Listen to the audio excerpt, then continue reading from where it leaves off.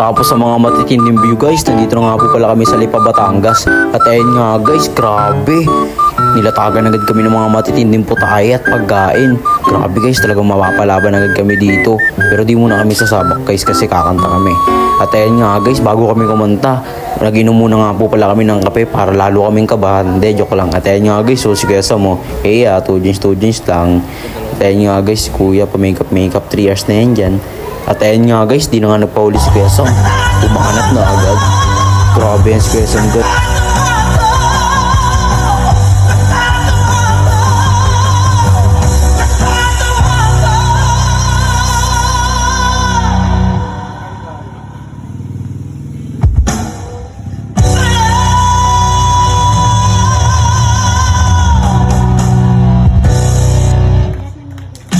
At syempre, di mawawala ang bida. Ayun nga guys, so kinanta ko nga po pala niyan, mahal ko kayo. Hindi guys, mahal kong Pilipinas. Kasi mahal na mahal ko yung Pilipinas.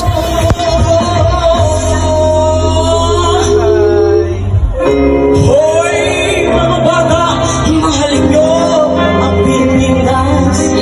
Kahit ganito ako, mahal ko ang Pilipinas. Kahit sino ka man, o ano pa man ang iyong pamumuhay, basta mahalin mo lang lagi ang Pilipinas.